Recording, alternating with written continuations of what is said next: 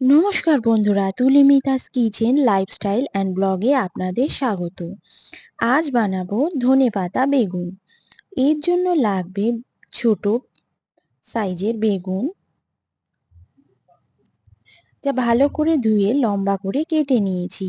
আর লাগবে টমেটো, ধনেপাতা, কাঁচা লঙ্কা, ফোড়নে লাগবে শুকনো লঙ্কা, কালো জিরে, হলুদ গুঁড়ো, নুন, চিনি এবং সাদা তেল। সবার প্রথমে গ্যাস অন করে কড়াই বসিয়ে দিয়েছি।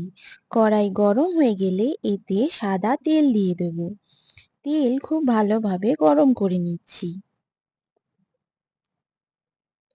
তেল ভালোভাবে গরম হয়ে গেলে আগে থেকে কেটে রাখা বেগুন দিয়ে দেব। বেগুন দিয়ে ভালোভাবে বেগুনটাকে ভেজে নিচ্ছি। বেগুন হাফ ভাজা হয়ে এলে ওই তেলের মধ্যেই কালো জিরে এবং শুকনো লঙ্কা ফোড়ন দিয়ে দেব। ফোড়ন দিয়ে বেগুনের সঙ্গে ভালোভাবে মিশিয়ে নিচ্ছি।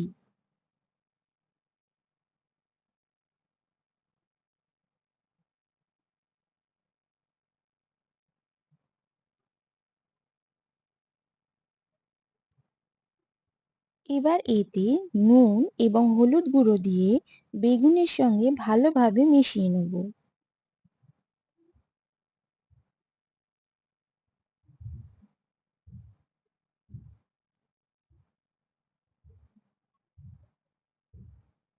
এবার এতে টমেটো কুচো এবং চেরা কাঁচা লঙ্কা দিয়ে দিচ্ছি।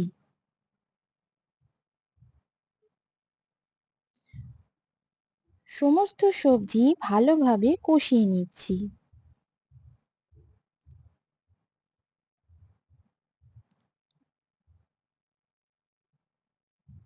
সবজি কষিয়ে নেওয়ার পর ঢাকা দিয়ে দেব। এই রান্নাটা জল ছাড়াই হবে। ঢাকা দিয়ে গ্যাসের ফ্লেম সিম করে দিয়ে 15 মিনিট আমরা রান্না করে নেব। 15 মিনিট হয়ে গেলে ঢাকা খুলে দেখব বেগুন ভালোভাবে সেদ্ধ হয়ে গেছে।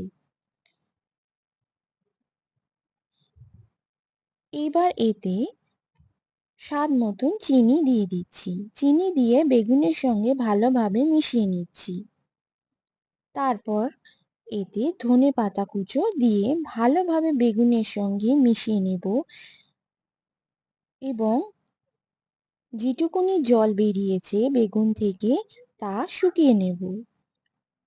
নিলেই আমাদের ধনেপাতা বেগুন রেডি হয়ে যাবে।